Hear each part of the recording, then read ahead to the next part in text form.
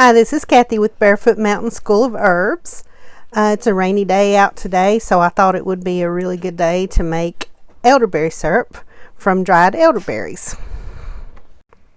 I just ordered my elderberries from Amazon. They are just dried black elderberries, and I ordered a pound. And it's not very expensive. It's probably between $20 and $25 for a pound of elderberries. And you can make a good 1.5 gallons of elderberry syrup with it. So it's a great deal.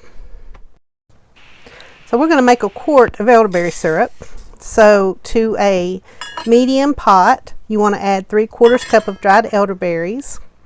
And then you want to add 4 cups of spring water or distilled water. You want to get good quality water for your organic elderberry syrup. You can add other things to it. You can add cloves, lemon juice, cinnamon, ginger, whatever you want to add. I added a tablespoon of cinnamon to mine because that's what I like in it. You want to just stir it up, turn it on high, watch it until it boils. Once it starts boiling, just cover it and turn it down to low to simmer. You want to simmer it for 1 hour. Once that hour's up, you just want to turn off your burner and let it sit until it cools down to about room temperature.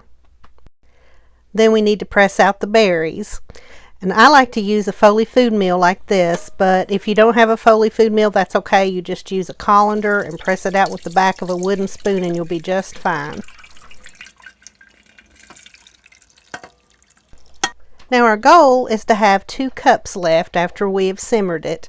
As you can see, I have 2.5 cups. If you want to, you can go ahead and put it back in the pot and simmer it on down to 2 cups. I always just tell my students that herbalism is an art, not a science, so I'm not going to worry about that extra 1/2 cup. I'm just going to go ahead and put it in the jar, fill up the rest of the jar with honey, give it a real good shake to blend it up real good, and that's about all there is to it. You've got a quart of elderberry syrup.